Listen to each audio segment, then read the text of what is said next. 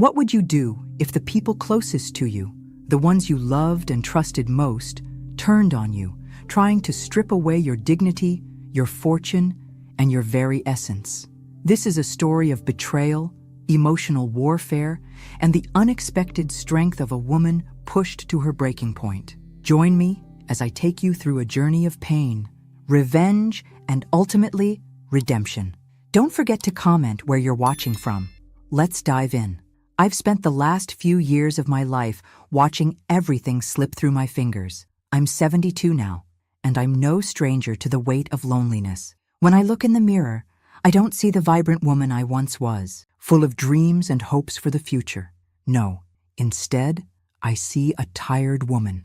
A woman shaped by the harshness of betrayal, by the endless stream of mistakes, regrets, and sacrifices that seem to follow me like a shadow. I live alone now, in a large, isolated mansion that no longer brings me joy. My ex-husband, John, and I built this house together. We were married for nearly 30 years, but the love we once had faded long ago, replaced by tension, accusations, and silence. He left when Samantha, my daughter, was still in her teens. She was angry with me back then, angry that I tried to protect her from that boy, the one who was so wrong for her. I didn't know it at the time, but he wasn't just trouble. He was the one thing that would shatter my relationship with her forever. Samantha went to live with her father after we divorced. She didn't want to be under my roof, not with all my rules and restrictions. She thought I was controlling, always telling her what to do, always trying to guide her in the right direction. That was the last time she truly needed me, and after that, she pulled away. She turned to John, who, I suppose, gave her everything she wanted, and I was left here, alone. I never thought she'd come back, ever. After all these years, I figured she was doing just fine with her father, living her life, getting into trouble on her own, far from my reach. But, as life often does, it threw me a curveball when Samantha came knocking on my door at the age of 33, with no job, no prospects, and no place to stay. She wanted to move back in, and I foolishly allowed it. She was different now, but the same in many ways. The girl I raised, the one who used to need me, had grown into someone I hardly recognized. She was careless, irresponsible, and completely dependent on me. Her presence, once comforting, now grating, was a reminder of my failures as a mother. And so I did what any mother would do. I tried to help. I let her borrow my car, my prized possession, hoping it might give her a sense of independence, some semblance of responsibility. I never expected what came next. It happened on a Friday night, just a week after I let her take the car. Samantha came home late, the car scraped up and dented. She was fine, but the vehicle was damaged. "I'm sorry, Mom," she said, but her tone was flat, not a hint of regret in her voice. I asked her what happened, but she barely looked at me as she walked past, heading upstairs without offering much of an explanation. I tried to stay calm. I really did. But when I went outside to inspect the damage, I felt my blood boil. I had worked my whole life for that car. Everything I had, every penny I earned, went into ensuring that I had a life of comfort and luxury. And there she was, treating it like it was nothing. I called after her, my voice shaking with frustration.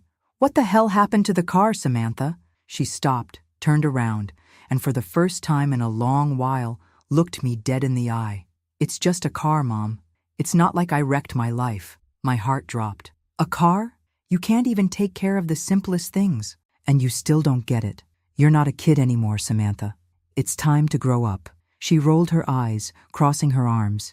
"You're too controlling, you know that? I'm not a little girl anymore. Maybe you're the one who needs to change. Maybe you're the one who's getting old, who's losing it. Maybe you're the one who needs help." And then she stormed off. It was in that moment, staring at the dented side of my car, that I realized just how much I had lost. Not just the car, but my daughter. She didn't respect me anymore. She didn't care about me. And for what? Because I tried to protect her? Because I loved her too much? It felt like all of my years of sacrifice, of trying to keep her from falling into the same traps I had been in vain. I don't know what came over me after that conversation. I had put up with too much. For years, I let her get away with everything. She had manipulated me, guilt-tripped me, made me feel like I was the problem. But that was it. I wasn't going to be her doormat anymore. Not for her, not for anyone.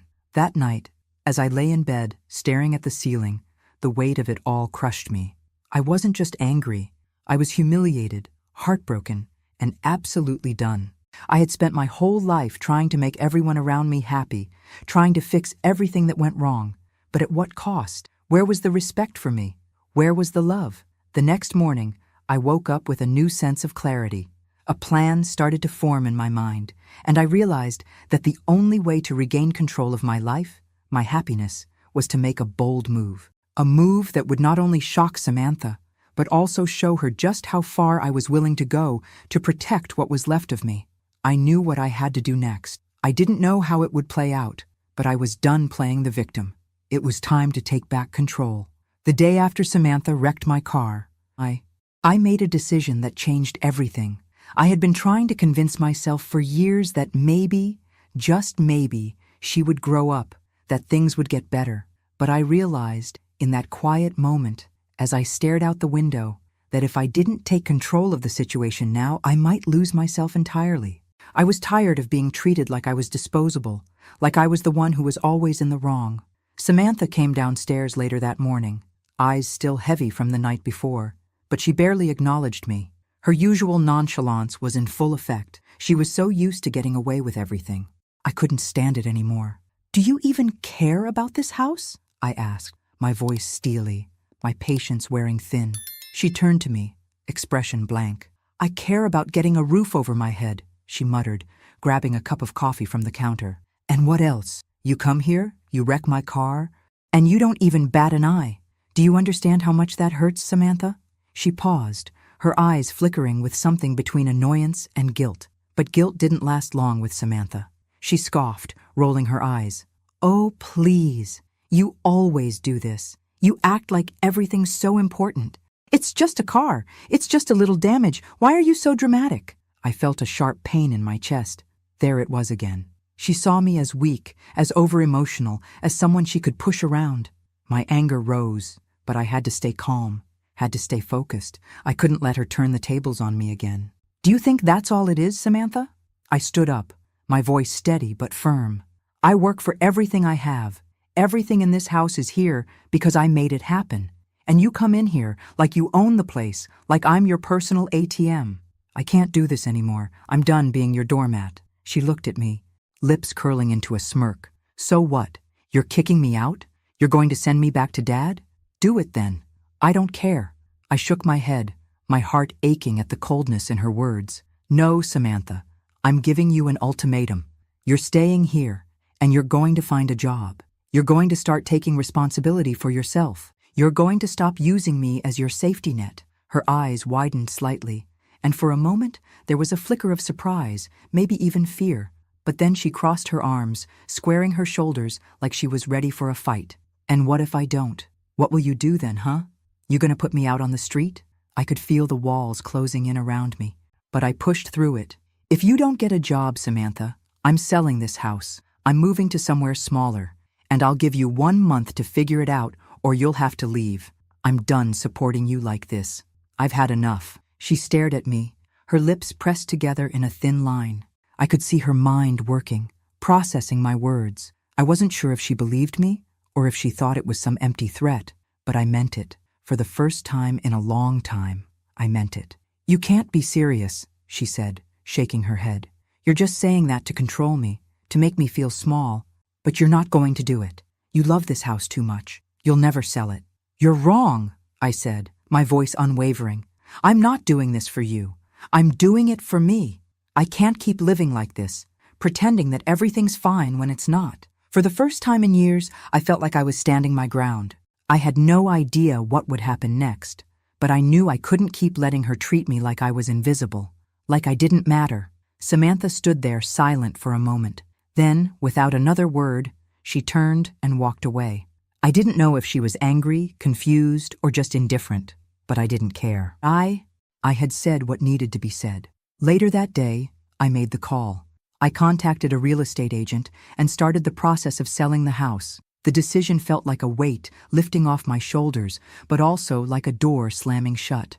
I wasn't sure what I would do next. The house had been my home for so many years, but the more I thought about it, the more I realized how suffocating it had become. This house was full of memories, memories of a life that no longer fit the woman I was becoming. That night, I lay in bed, staring at the ceiling, thinking about everything that had happened. The years of marriage, the long hours I spent working, the endless attempts to fix things that were broken. But nothing ever felt right. My daughter had become someone I didn't recognize. She was selfish, entitled, and didn't seem to care about anything beyond her own comfort. I couldn't let her keep walking all over me. I couldn't keep letting her destroy everything I'd worked for. But what hurt the most was that she didn't even see it. She didn't see me, didn't care about what I had sacrificed. And yet, she still expected me to give everything to her.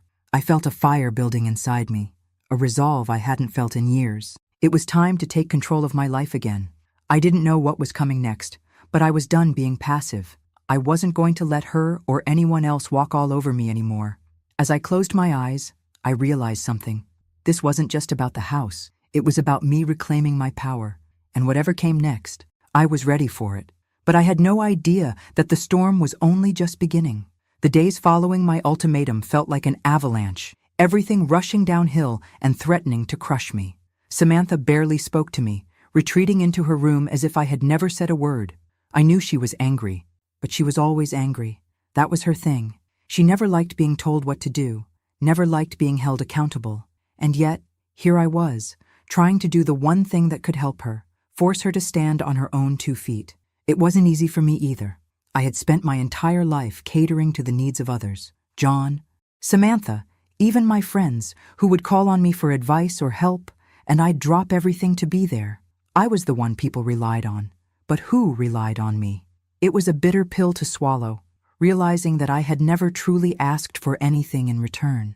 And now I was facing the consequences of that. Samantha's silence was a weapon, one she used with precision. She didn't need to say anything to make me feel like the villain.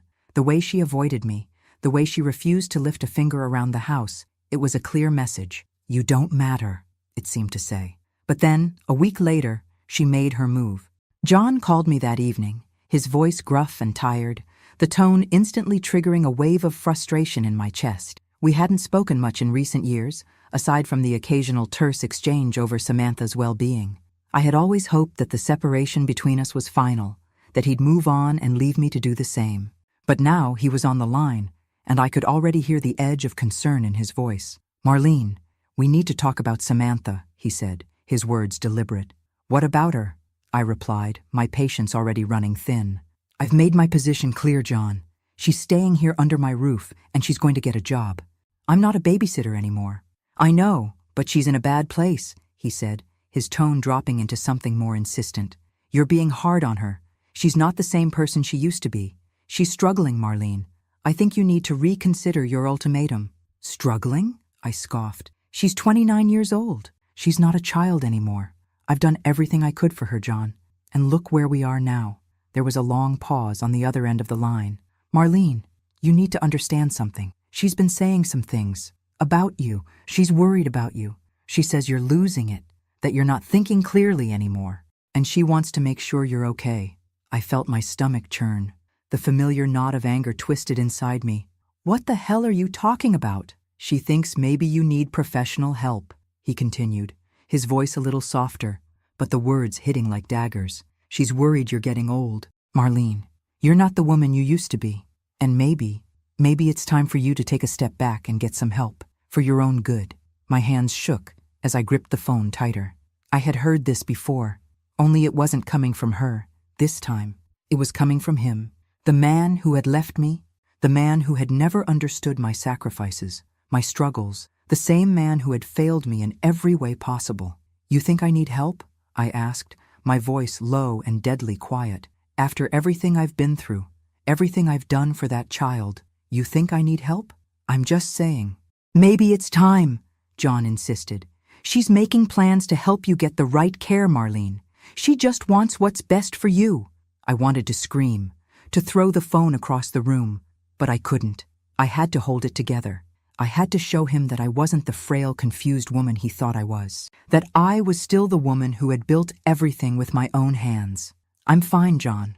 I don't need anyone's help, not yours, not Samantha's.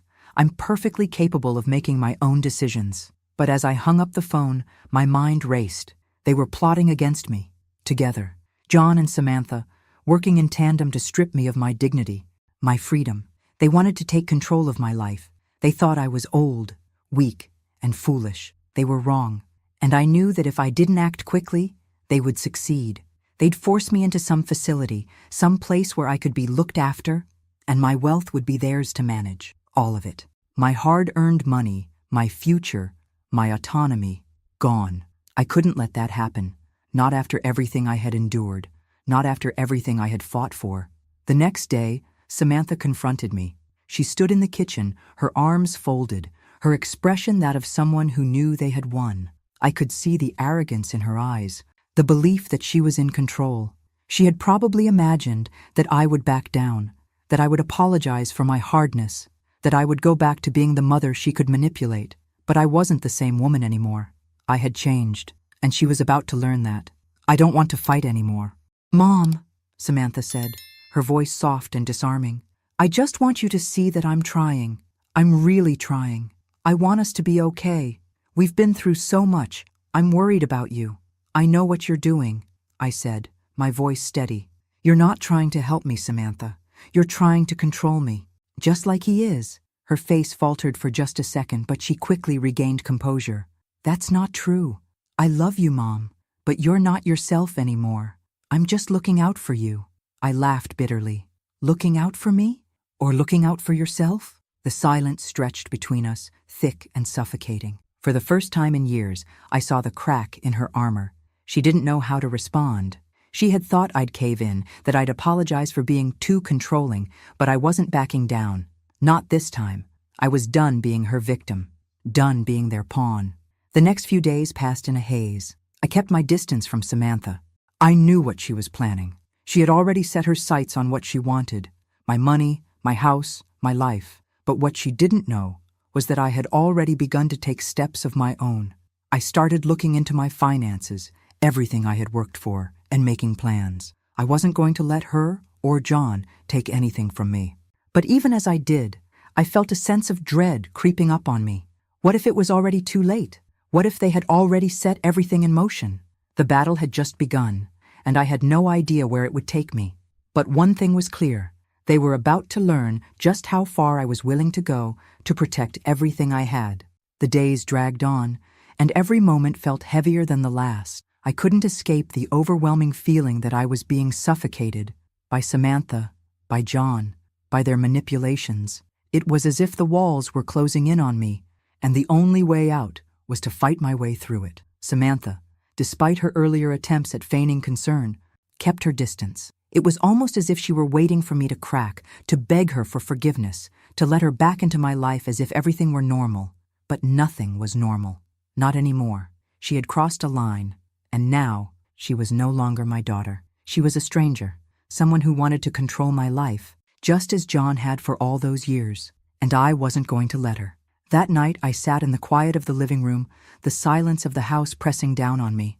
I thought about everything that had happened, the decisions I had made, the pain I had endured, and the realization that I could no longer remain passive. I had to take control back. I had made up my mind. I wasn't going to let her use me any longer. I had to show her, show them both, that I could stand on my own, that I was still the woman who had built a life from nothing, who had worked tirelessly to create something meaningful. I wasn't going to let them take that from me. The phone call to the real estate agent was the first step. My hands trembled as I dialed the number, but I couldn't let the fear paralyze me. I had made the decision, and now it was time to follow through. I needed to sell this house, the house that had once been my home, that had been filled with the sounds of my daughter's laughter, the memories of a life that felt so distant now. But it wasn't just about the house. It was about my future. It was about me reclaiming the control I had lost. The agent confirmed that everything would be set in motion immediately. I felt a strange sense of relief, but at the same time, a deep ache in my chest. This house had been the one constant in my life for so many years, but I had to let it go. For my own peace of mind, for my own sense of self-worth. The next morning, I went to the bank. I withdrew a portion of my savings, the money I had accumulated over decades. It wasn't a small sum. It was enough to give me the freedom I needed to make decisions on my terms. I wasn't going to let John or Samantha control it, not anymore. As I left the bank, I felt a small flicker of empowerment, like I was finally taking control of something in my life. But as I drove back home, I couldn't shake the feeling that I was being watched. Samantha was home when I returned. She had been unusually quiet for the past few days, probably simmering over my decision.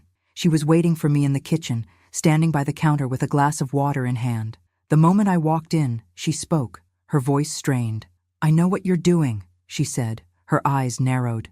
"You're selling the house? You think that's going to fix everything?" I didn't answer right away. Instead, I took a deep breath, my mind racing. It wasn't just about selling the house. It was about showing both of them, that I could still make my own decisions. I wasn't some fragile old woman they could walk all over. I wasn't going to be manipulated anymore. "I am," I said, my voice steady. "And I'm going to do it because I need to. I need to get out of here, Samantha. I need a fresh start," she scoffed, setting her glass down on the counter with a loud thud. "A fresh start? What's that supposed to mean? You think running away from everything is going to solve your problems? You're just going to throw it all away just like that?" I could feel the heat rising in my chest, the anger I had been holding back for days threatening to spill over. "I'm not throwing anything away. I'm taking control of my life, something you've never understood. You've always taken everything I've given you and never once thought about what I needed." Her face flushed, and I could see the tension in her body. For a moment, she seemed to hesitate, like she wanted to say something, but couldn't find the words. And then, in a burst of frustration, she finally spoke. "You're not the same anymore, Mom. You've changed, and not for the better." She paused, and I could see the tears beginning to form in her eyes. "I'm just trying to help you. Why can't you see that?" I shook my head, my heart heavy with disappointment. "I don't need your help, Samantha, not like this. You don't get to control my life anymore." Her face crumpled, and for a split second, I almost felt pity for her. She was lost, scared, and maybe even regretful. But I couldn't go back. Not now, not after everything. I had given her everything I had, and it was never enough. Now, it was time to think about myself for once. She stood there, silent, her eyes searching mine for something. Maybe an apology, maybe an excuse to make everything okay again. But I had nothing to give her. Not anymore. I had already given too much. "I'm not asking for your forgiveness," I said, my voice quiet but firm. "I'm doing what's best for me, and you're going to have to find your own way." With that, I turned and walked out of the kitchen, leaving her standing there. As I moved through the house, I felt a strange sense of finality. This was the moment I had been waiting for. The moment I stopped being her caretaker, her emotional punching bag, and started being the woman I was meant to be. But even as I felt a glimmer of victory, a knot twisted in my stomach. I knew what was coming next. Samantha wouldn't let me go that easily, and neither would John. They were going to fight me for control, and they would stop at nothing to get what they wanted. I wasn't ready for what would happen next, but I had made my choice, and I would stand by it, no matter the cost. The days that followed my confrontation with Samantha were a whirlwind. I thought she would be angry. I thought she might lash out, but what I wasn't prepared for was the quiet war that would follow. She didn't cry, didn't shout, didn't even try to manipulate me like she had done in the past. Instead, she went silent. The kind of silence that felt colder than any argument could. I had made my move, and now I could feel the tension in the air. She was no longer the girl I once knew, the one who sought my advice, my approval, or my love. She was distant, calculating even, and I knew she was plotting her next step. She had always been like that, never showing her hand until it was too late. That morning, as I sat in the kitchen sipping my coffee, my phone rang. I didn't recognize the number, but something about the timing made my heart skip a beat. I almost didn't answer, but then I did. It was John, my ex-husband. "Marlene, we need to talk," he said, his voice carrying a mix of authority and concern. "I know things have been difficult between us, but this situation with Samantha, you're pushing her too hard. She's not in a good place right now. She's fragile, and you need to understand that." I clenched my jaw, trying to steady my breathing. I wasn't about to let him manipulate me again, not after everything he had done. "John, I'm not going to let you use her as a pawn in your game. I'm doing what's best for me, and maybe, just maybe, that's what she needs too. She's an adult. She's not a child anymore." There was a long silence on the other end. "You're not thinking clearly. Maybe you're not as capable as you think." I think it's time you consider getting some help, Marlene. I'm serious. I felt the blood rush to my head. I could hear Samantha's influence in his voice. They had been talking behind my back, conspiring together. I had known it, but hearing it confirmed hit harder than I expected. Help? I asked, my voice barely above a whisper, seething with anger. You're really going to suggest that I need help, John? You're the one who walked out on me. You're the one who left me to pick up the pieces of our broken marriage and raise our daughter alone. And now, you think you can just swoop in and decide what's best for me? Marlene, please. I'm just trying to look out for you. You're getting older. I don't want to see you fall apart. I could feel the weight of his words pressing down on me. He wasn't concerned for me. He was concerned for himself, for the money, the power, the control. This wasn't about my well-being. This was about keeping me weak, keeping me in line so they could take what they wanted. I wasn't going to fall for it. No, John, I'm not falling for this, not again. You and Samantha have been plotting behind my back, trying to take my life away from me. You think I don't see it? There was another long pause. I could almost feel the distance growing between us, like something was breaking in that moment. I'm sorry you feel that way, Marlene, he said softly, but his words carried an edge. But I won't let you destroy yourself. Destroy myself? I echoed, my voice trembling with a mixture of anger and sorrow. You're the one who destroyed this family.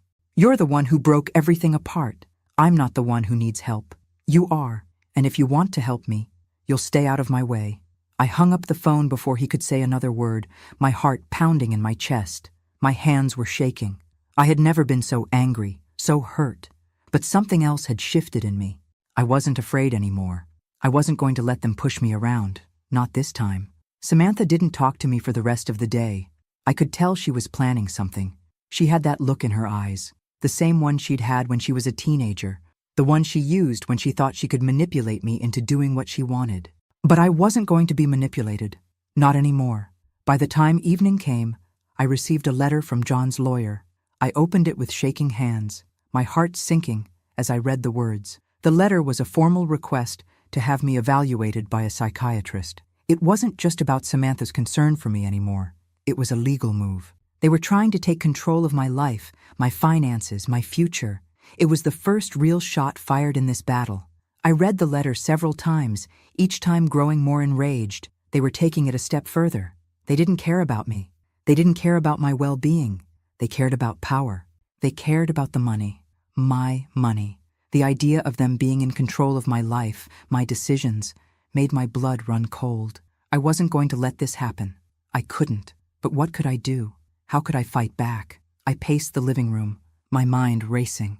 They were trying to break me down, trying to make me believe I was losing my mind, trying to make me doubt myself. But I knew who I was. I knew what I was capable of, and I wasn't going to let them steal that from me. I had to fight back. But this time, I wouldn't do it with anger. I would do it with precision. I would outsmart them. It wasn't just about the house, the money, or the power anymore. It was about my dignity, my sanity, my life, and I wasn't going to let them take it. I started making plans. I called my lawyer the next morning, setting everything into motion. I would fight this in court. I would fight for my right to control my own life. I didn't care how long it took. I didn't care what I had to do. I was done being the victim, and I was going to make them regret ever thinking they could control me. The battle had officially begun. Samantha and John had made their move, and now I had to outmaneuver them. I wasn't going to lie down and let them strip me of everything I had built, my life, my dignity, my independence. They wanted to control me, manipulate me into submission, but I wasn't about to give them that satisfaction. It started with the letter, their legal request to have me evaluated, to make it official that I was unfit to make decisions for myself, felt like a punch to the gut. But as the days passed, I grew more focused, more determined. The fear they tried to instill in me began to burn away, replaced by a cold, calculating resolve. I wasn't just fighting for my house, my money. I was fighting for my life, for the years of hard work and sacrifices I had made to get to where I was. I hired a lawyer, someone I knew I could trust. A woman named Linda, who had come highly recommended by a friend of mine. The moment I walked into her office, I felt a sense of relief wash over me. Linda was sharp, confident, and understanding, qualities I hadn't realized I needed until that moment. We're going to fight this. Marlene, Linda said, after I explained the situation, I'll handle the legal side, but we need to prepare. We need to build a case that shows you're in full control of your mental faculties.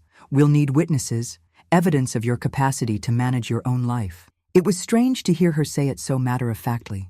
I'd spent so many years doubting myself, so many years feeling like maybe I was losing touch with reality. But Linda made it clear. I was in control, and if anyone was trying to take that from me, we would fight them with everything we had. The first few weeks were agonizing. I had to gather everything: financial records, emails, statements from friends who could vouch for my state of mind, for my ability to make decisions. It was exhausting, emotionally draining, and I felt a constant weight on my shoulders. Every conversation with Linda, every meeting with the lawyer, felt like another step deeper into the rabbit hole of their manipulations. Samantha didn't make an appearance at first. She knew what I was doing, what I had planned, but she stayed away, probably hoping I'd falter, that I'd reconsider. Maybe she thought I'd come to my senses, realizing how difficult I was making things. But what she didn't realize was that the more she stayed silent, the stronger I became. And then, just when I thought things were settling into a rhythm, John made his next move. It was a phone call, a late-night one, and the tone in his voice instantly put me on alert. There was no pleasantry, no concern for how I was doing. It was all business, cold, calculating. "Marlene, I'm going to have to be blunt," he began. "I've spoken to Samantha, and she's worried about you. She's concerned about the strain this is all putting on you. You've been acting erratically. We both agree that it might be best if we take this to court and let a judge decide what's in your best interest." I felt my hands tremble, but I didn't let my voice crack. "You're not going to get away with this, John. You and Samantha can plot all you want, but I'm not going down without a fight. I'm in control of my life, and I'm not handing that over to you." There was a long pause on the other end of the line. I could hear the sound of his breathing, but it wasn't the tired, resigned breath of a man who was ready to give up. It was the breath of someone who was already planning his next move, his next strike. "You can keep fighting this, Marlene," he said, his voice cold. "But in the end, you'll lose. Samantha will make sure of that." I slammed the phone down before he could say anything else. The nerve of him. How dare he think he could dictate the course of my life? I wasn't some old fool, some helpless woman who could be pushed around anymore. I had been silent for too long. I had let them make decisions for me, make me feel invisible. But that was over. I took a deep breath and looked at the papers scattered across the table in front of me. I had a plan, and it was all coming together. Every witness, every email, every shred of evidence pointed to one thing. I was in control of my faculties. I was more than capable of managing my own life. But I knew this wasn't going to be easy. It wasn't just about me anymore. It was about proving to everyone, especially myself, that I was still strong, that I could still stand up for myself, no matter how old I was. And I couldn't let Samantha and John win. The weeks passed in a blur of legal jargon, meetings with Linda, and sleepless nights where I thought about everything I had lost and everything I had left to fight for. But through it all, one thing kept me grounded. I wasn't alone. Linda was there, helping me piece everything together. I had friends who believed in me, who had been there when I needed them most. And as much as Samantha and John thought they could tear me apart, I was stronger than they realized. One evening, I received a call from Linda with an update on the case. The hearing was set for the following week. It was time for all of this to come to a head. The next few days were a whirlwind. I was nervous, of course. Who wouldn't be? But I had prepared for this. I knew my truth, and I was ready to stand up in that courtroom and tell it. When the day of the hearing finally arrived, I felt a strange sense of calm. As I sat in the waiting area, watching people come and go, I realized how much this moment meant to me. It wasn't just about proving them wrong. It wasn't even about winning. It was about taking back my life, about showing them and myself that I still had power. And as we were called into the courtroom, I knew that whatever happened next, I was going to walk out of there with my head held high, because I was no longer just the woman they thought they could control. I was a fighter, and I was ready to win. But I couldn't shake the nagging thought. If they were willing to go this far, how far would they go to make sure I lost? The courtroom was colder than I imagined. The walls felt like they were closing in on me as I sat there, waiting for the proceedings to begin. I had prepared myself mentally, reminding myself over and over that I wasn't just fighting for my finances, my house, or my independence. I was fighting for my dignity. I was fighting to prove that I was not the fragile, easily manipulated woman my ex-husband and daughter thought I was. I sat next to Linda, my lawyer, trying to steady my breathing. She was calm, focused, as always, scribbling notes on her legal pad. I envied that about her, her ability to keep her composure in moments like these. The truth was, I was terrified. Terrified not of losing the case, but of losing myself, of losing the sense of control that had, until recently, been the only thing I felt I had left. As the door to the courtroom opened, I felt a chill run through me. John walked in first, followed by Samantha. She looked more put together than I had ever seen her, her hair styled, her face meticulously made up. I noticed, too, how she kept glancing at me with an air of superiority, as if she had already won. She didn't even need to speak. Her presence alone, the confident way she carried herself, was enough. She was the one who had been fed the story, that I was losing my mind, that I couldn't be trusted. And there, sitting in the courtroom, I realized just how far they had gone in their manipulation. They had painted me as the villain, the crazy woman, the one who needed to be taken care of, all to gain control of everything I had worked for. "Your Honor," Linda began. Linda, standing and addressing the judge as she rose from her seat. "We are here today to prove that Marlene Roberts is more than capable of managing her own affairs, and that the accusations against her, made by her daughter and ex-husband, are baseless and unfounded." I felt my chest tighten at the sound of Linda's voice. She was the calm in the storm, but it was my storm, and everything inside me was telling me this would be harder than I thought. I glanced over at Samantha, who avoided my gaze, sitting there with an expression I couldn't quite read. John, on the other hand, sat with his usual arrogance. He was certain of the outcome. They both were. The judge was an older man, his glasses perched low on his nose as he scanned the papers in front of him. He had the air of someone who had seen it all, someone who had heard the same stories, the same accusations 100 times. I could see the skepticism in his eyes as he glanced at me, but I didn't let it shake me. I couldn't. "We'll begin with the petitioner," the judge said, nodding toward John's lawyer, who stood and began to speak. John's lawyer painted a picture of me that felt like a punch in the gut. He spoke of a woman who was no longer fit to make decisions for herself, someone who had become erratic and unpredictable, who couldn't manage her finances or care for herself. He presented examples of things that, in his view, showed my inability to function, how I had made poor decisions in the past, how I had neglected to manage my wealth properly, and how I had become withdrawn, unfit for the responsibilities I once handled with ease. It was all a carefully crafted story, designed to make me seem like someone who was losing her grip on reality. The words stung, even though I knew they were lies. I could feel the heat rising in my chest, the familiar feeling of frustration building inside me. But I couldn't let it show. I couldn't give them the satisfaction of seeing me break. Then it was my turn. Linda stood and turned to me with a nod. "Marlene," she said softly, her voice reassuring, "you're up." I stood slowly, my legs shaking, but I walked with purpose to the witness stand.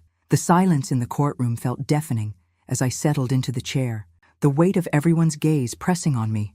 The judge addressed me kindly, but I could hear the doubt in his voice. "Ms. Roberts, can you please explain to the court why you believe the claims made by your ex-husband and daughter are inaccurate?"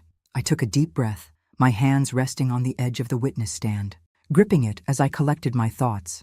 I didn't know where to begin, but I knew I had to start somewhere. This wasn't just about proving them wrong. It was about proving to myself that I still had control over my own life. "I'm not losing my mind," I said firmly, looking directly at the judge. "I've worked hard my entire life. I've built everything I have, brick by brick, and I've never once asked for anyone's help. Yes, I'm older now. Yes, I may not be able to do things the way I used to, but that doesn't mean I've lost the ability to think for myself or to make decisions. It doesn't mean I'm incapable." I paused, taking in the silence that followed. I could feel the eyes of the courtroom on me, waiting for my next words. "I've raised my daughter on my own. I've dealt with hardship, with disappointment, with betrayal, and through it all, I've always been the one to hold it all together. The truth is, my ex-husband left me. He walked out, and I had to raise Samantha by myself. I never once asked him for help, And now, he wants to take control of my life. And Samantha, she's always been the same. She doesn't understand the responsibility of what it means to take care of yourself. She doesn't understand the consequences of her actions, and she never will until she learns the hard way. There was a long pause, and I saw a flicker of something in the judge's eyes. Maybe doubt, maybe acknowledgement, but I didn't care. I had said what needed to be said. John's lawyer stood and began to cross-examine me. He tried to rattle me, asking questions that I knew were designed to make me seem unstable. "Ms. Roberts," he said smoothly, "can you explain why you chose to sell your house? Why you decided to leave your daughter without any support?" I took a deep breath. "I sold my house because I need to live my life. I'm not going to be trapped in a place that reminds me of everything I've lost. And as for my daughter, she's an adult. It's time she learned how to take responsibility for herself." The lawyer's attempts to break me fell flat. I wasn't backing down. I wasn't the broken woman they thought I was. The rest of the hearing blurred by a mix of legal jargon, accusations, and attempts to twist my words. But I kept my focus. I kept my composure. By the end of the day, after all the back and forth, the judge finally announced that the court would recess until the next morning. As I sat in that cold, sterile courtroom, I knew the fight wasn't over. It was far from over. But something inside me had shifted. I wasn't afraid anymore. I had walked into that courtroom as a woman who felt invisible, weak, and broken. But as I stood to leave, I realized something. I was stronger than I had ever been. Whatever happened tomorrow, I had already won. The following day was a blur of anticipation. I could hardly sleep the night before the judge was to make his ruling.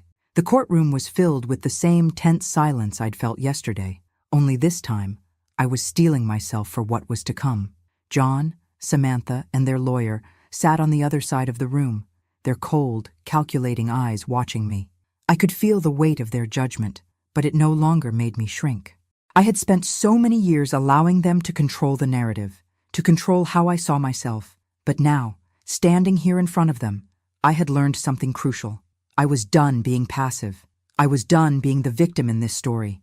And as much as they wanted to tear me down, I was ready to face whatever came next. The judge entered, his heavy footsteps echoing in the silence. He didn't waste time. He sat down, adjusted his glasses, and looked at the lawyers before turning his gaze toward me. "Marlene Roberts," he said, his voice steady but soft. "After hearing the evidence presented by both sides, I'm going to make my ruling. You've had a long, difficult path, but the court must decide whether you're capable of managing your own affairs or if someone needs to take over that responsibility." I felt my heart beat in my throat. This was it. This was the moment that would decide everything. John's lawyer was the first to speak, standing up with his usual air of authority. "Your Honor, the evidence is clear. Ms. Roberts has shown erratic behavior, has made decisions that are clearly beyond her capacity, and continues to put her own well-being at risk. The situation with her daughter is one example, and the sudden decision to sell her home, without any rational explanation, speaks volumes about her instability." I wanted to scream, to argue that they were twisting the truth, but I stayed quiet, my hands gripping the edge of the table as I watched the proceedings unfold. Samantha didn't say a word. She sat there, watching the lawyer speak with a smug look on her face, like she knew the outcome already. I could feel her eyes boring into me. She hadn't said much during the entire case. I was sure she thought she was above it all, that I was already defeated. But I wasn't. The judge listened patiently, then nodded. "I understand the arguments made by both parties, but, Ms. Roberts, I've also heard your side, your testimony about your ability to live independently, to manage your own affairs. The court has a responsibility to protect those who cannot care for themselves, but it also has a duty to respect personal autonomy." My mind raced, my hands sweaty, but I didn't let my nerves show. I had worked so hard to prove to everyone, especially myself, that I could still make decisions for my life. I was in control. I wasn't the woman they thought I was. The judge paused before continuing, his voice growing more measured. "After considering all the evidence, and given your age and your history of managing your financial and personal affairs, I find that there is insufficient proof to declare you unfit to make your own decisions. You will maintain control over your finances, your health, and your life." I felt a rush of relief flood through me, like a dam breaking open. My hands trembled, but I stood up straighter. I had won. The ruling wasn't just a victory in court, it was a victory over everything I had ever been made to believe about myself. It was a triumph over John, over Samantha, over every voice that told me I wasn't good enough, strong enough, or capable enough. John's face fell, and I couldn't help but feel a pang of satisfaction at seeing the arrogance drain from his expression. For once, it wasn't him who held the power, it was me. Samantha, too, looked stunned, but it was the briefest flicker of surprise. She quickly masked it with her usual indifference. I could see the wheels turning in her head. She had probably expected me to cave, to be the passive, weak woman she had always assumed I was. But she was wrong. "We are done here," the judge declared, standing up and signaling the end of the hearing. "Ms. Roberts, the court finds in your favor. Your case is closed." As I gathered my things and left the courtroom, I felt a sense of finality, like a chapter was closing, and for the first time in years, I was in control of the narrative. I wasn't defeated. I had fought back, and I had won. But as I walked out of the courthouse, I knew this victory wouldn't come without consequences. I had made it clear to John and Samantha that I wasn't someone to be controlled. That alone would be enough to stir resentment, and I couldn't be sure what lengths they would go to next. As I got into my car and drove home, I felt a strange calm wash over me. The weight of their expectations, the suffocating grip they had on my life, had finally been broken. But it wasn't just about the court ruling. It was about me, finally taking back control, finally refusing to be manipulated by the people I had once trusted the most. I knew the next few months would be difficult. There would be anger, frustration, and attempts to regain control. But I wasn't afraid. I had already won the most important battle, the one where I reclaimed my own strength. And as the sun began to set, casting a warm glow across the horizon, I couldn't help but feel a sense of freedom that I hadn't felt in years. I was no longer a woman trapped by her past, by her mistakes, by the demands of others. I was free to live my life on my terms, and nothing would take that away from me again. The days following the court ruling were a strange mix of relief and unease. I had won. I had stood my ground, fought for my autonomy, and proven to the court and to myself that I was still capable, still strong, still in control. But with that victory came an undeniable tension, a new layer of uncertainty. Samantha and John weren't the types to just walk away. They didn't give up easily. They had always expected me to be the one who bent, the one who compromised, but that wasn't happening anymore. Samantha barely spoke to me after the hearing. She seemed distant, withdrawn, as though she was biding her time, plotting her next move. I could feel the storm brewing, but I wasn't sure when it would hit. It was a strange thing, living in the same house as someone who was, at one point, your child, yet now felt more like a stranger who had grown cold and distant. Her silence was as loud as any argument, and it gnawed at me in ways I couldn't explain. One evening, as I sat on the back porch with a cup of tea, trying to clear my mind, Samantha came outside. Her footsteps were heavy, deliberate, but she didn't sit down beside me. Instead, she stood by the railing, staring out into the darkening sky. The tension between us was thick, palpable. It felt like there was something unsaid hanging in the air, something I wasn't sure I was ready to hear. "You know," she said quietly, her back to me, "I never thought you'd actually do it. I never thought you'd fight back like this." I didn't answer right away. Part of me wanted to keep my distance, to ignore the conversation altogether. But this was the moment, wasn't it? The moment when everything could either fall apart or begin to heal. So I took a deep breath and turned toward her. "I had no choice," I said softly. "You and your father made it clear that you thought I was incapable. You thought I couldn't make decisions for myself. And I had to prove to you both that I wasn't losing my mind. I'm still me, Samantha. I'm still capable." She didn't respond for a long moment, and for a brief second, I thought she might walk away again, retreat into the silence she had perfected. But instead, she turned toward me. There was something different in her eyes, something that looked almost vulnerable. "I didn't mean for it to get this far," she said, her voice barely above a whisper. I was scared. I was scared that you were slipping away from me, that I was losing you too. I didn't know what else to do." Her words hit me harder than I expected. They weren't an apology. They weren't even an explanation. But they were raw, honest in a way I hadn't heard from her in years. And for the first time in a long while, I realized just how much she had been hurting, how much she had been struggling with the idea that I was aging, that I wasn't the same mother she remembered. I was scared, too, I said, my voice thick with emotion. I was scared that you'd never learn how to take responsibility for your own life, that you'd keep using me, keep thinking you could manipulate me into doing whatever you wanted. But now, I see you. I see your fear, and I see that you're lost. But you have to find your own way. I can't do it for you anymore. For a moment, there was nothing but silence between us, the weight of unspoken truths hanging in the air. And then, to my surprise, she stepped closer to me. Her posture softened, her shoulders no longer tense. She stood there for a long time, just looking at me. "I don't know if I'm ready for all of this, Mom," she said, her voice shaky. "But maybe I need to start trying." I didn't know what to say. Part of me wanted to reach out, to hold her, to tell her that everything would be okay. But another part of me knew better. I couldn't protect her anymore. She had to learn to navigate life on her own, just as I had done. "I know," I said simply, my voice steady, yet heavy with the realization that everything had changed between us. "But you're going to have to figure it out, on your own." She nodded slowly, a quiet tear slipping down her cheek, though she quickly wiped it away. For the first time in years, I saw my daughter as someone who might one day understand me again. I didn't know when that would happen, or if it ever would. But in that moment, I felt a flicker of hope. Hope that maybe, just maybe, we could rebuild what had been broken. The next few weeks were quiet. Samantha stayed in her room more, only coming out when necessary. She wasn't the same person she had been before the court hearing. There was a new wariness in her, a distance that wasn't there before. But it wasn't hostility.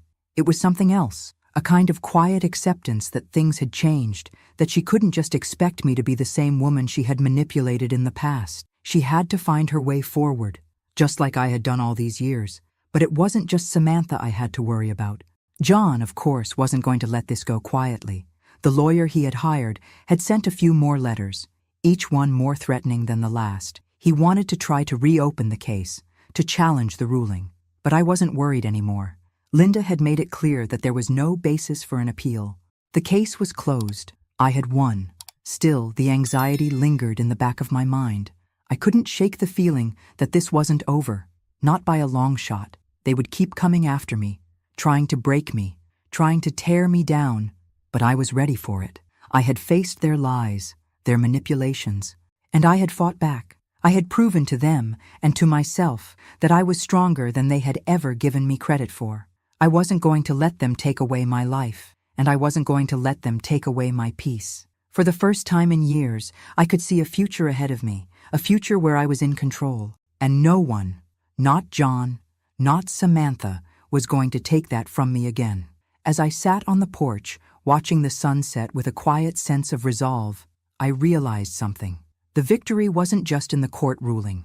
The victory was in the woman I had become, the woman who had finally found her voice, the woman who was no longer afraid to stand up for herself. And for the first time in a long time, I was okay with that. Days turned into weeks, and though the immediate legal battle was behind me, the storm was far from over. Samantha and John hadn't given up entirely, even if their efforts had waned for the time being. I knew them too well. They would find a way to regain control. It was only a matter of time, but for now there was peace. A tentative peace, but peace nonetheless. Samantha, to my surprise, began to make small efforts to take responsibility for herself. She found a part-time job at a local bookstore. It wasn't much, but it was a start. I didn't comment on it, didn't congratulate her. She had to know deep down that this was the beginning of something much bigger than her.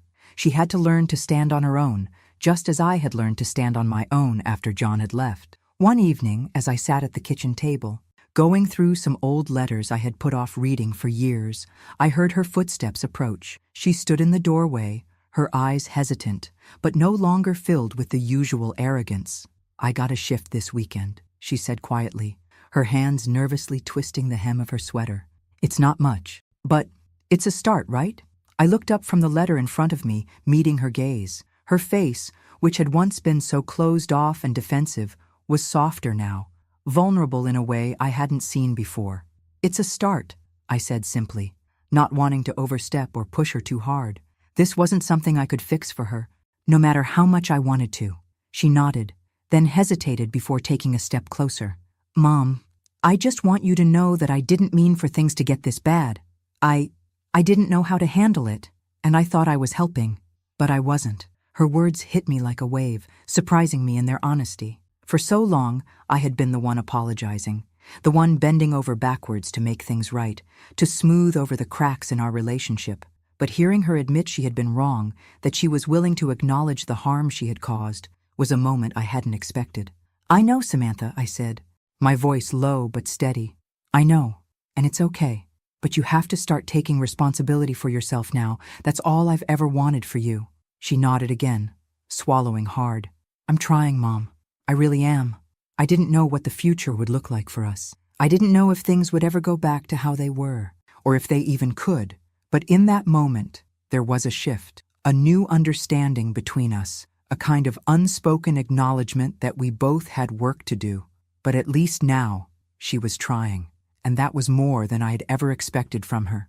The next few weeks felt like a slow unraveling of old tensions. Samantha kept her distance, but in a less confrontational way.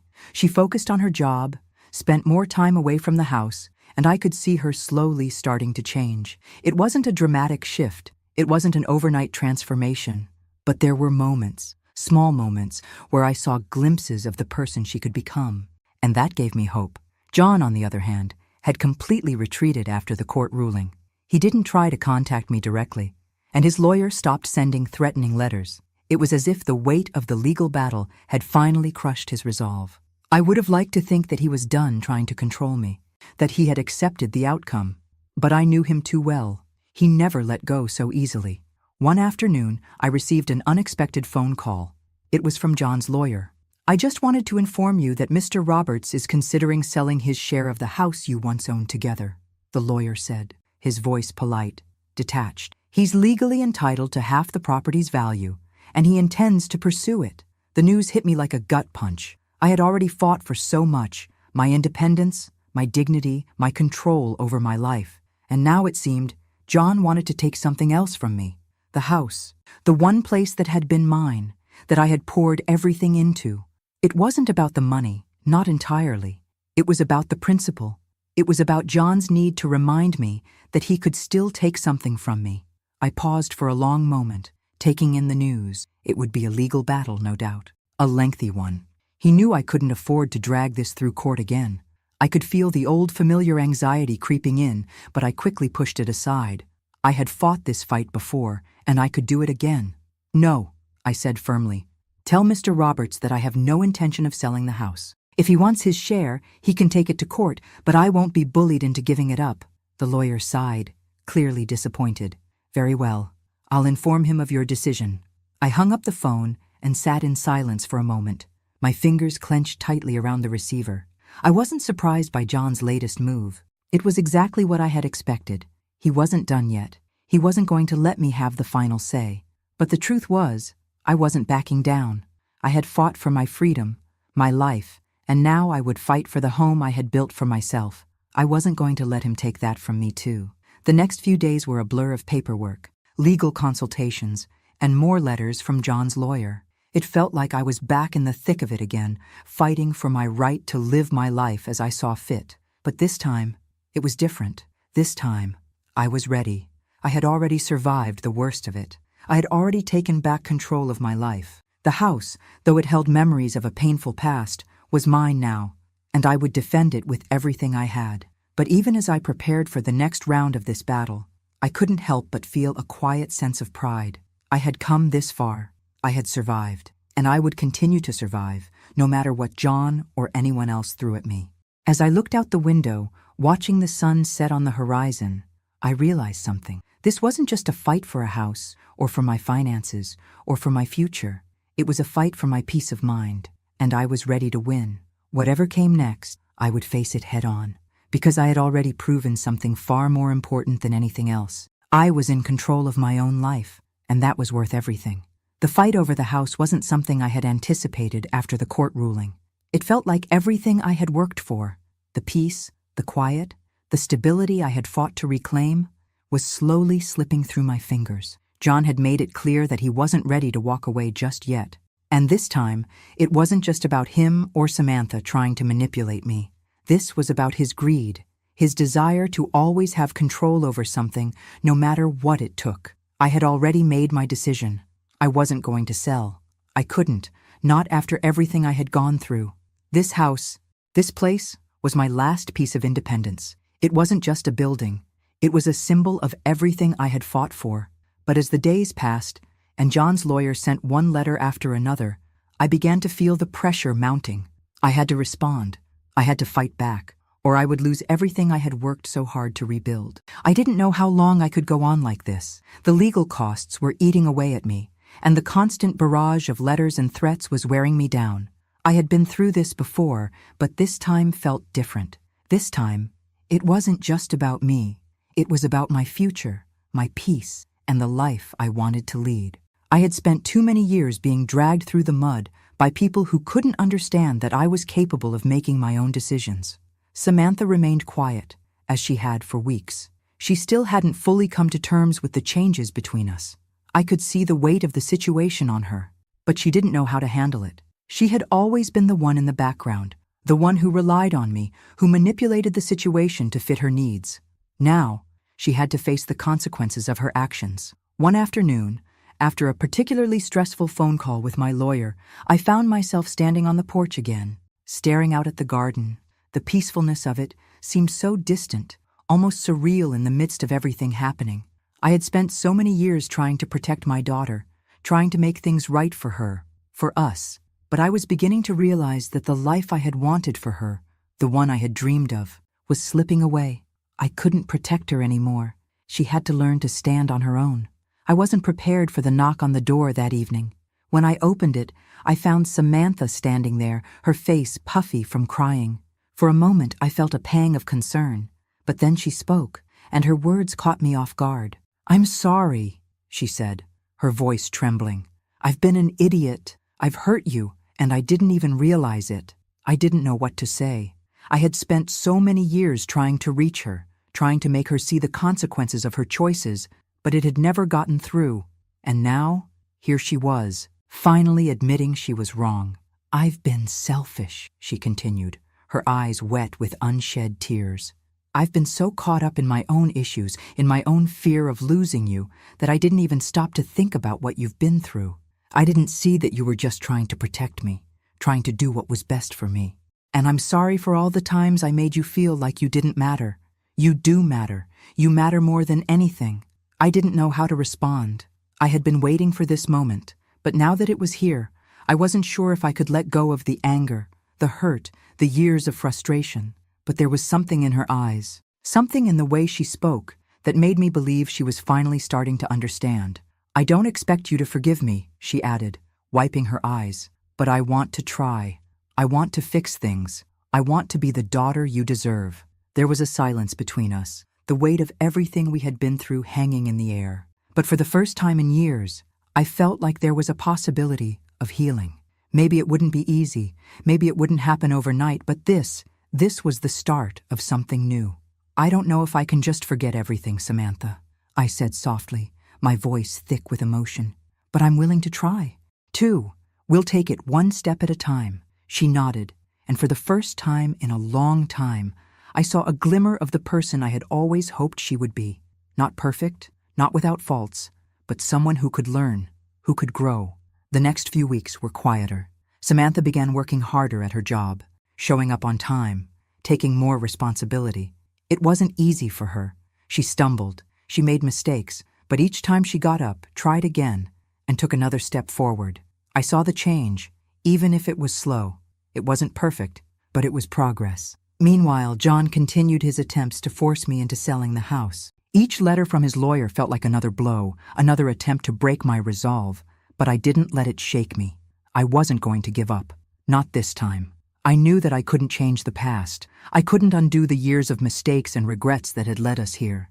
But I also knew that I had control over my future.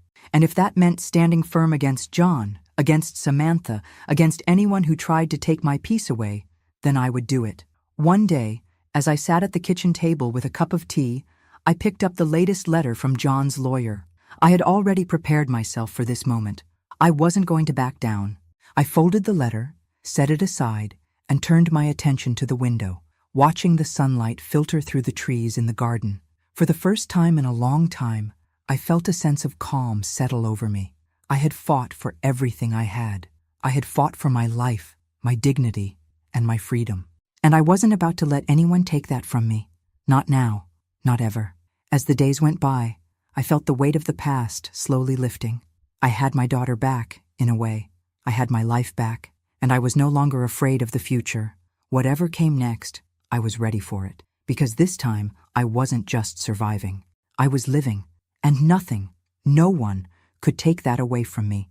The sun was beginning to set as I sat in the living room, my gaze lingering on the familiar walls of the house. It had been months since the court battle, months since everything had changed, and yet it felt like time had stopped. The house was quiet, more peaceful than it had ever been. The constant tension that once hung in the air had dissipated, replaced by an almost gentle silence, a silence that I had fought so hard to create, a silence that was mine to hold. Samantha had come a long way in such a short time. Her transformation wasn't drastic. It wasn't dramatic, but it was real. She was working now, saving up for her own place, and for the first time in a long time, I could see a future for her. She was growing, learning to be independent in a way I had once hoped for. It wasn't easy, but it was progress. She wasn't the same girl I had spent years trying to protect, and maybe that was okay.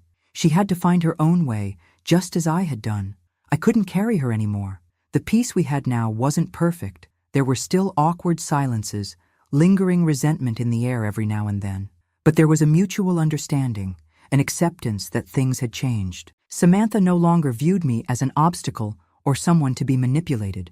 We didn't have the perfect relationship, but we were working toward it. John, however, was a different story.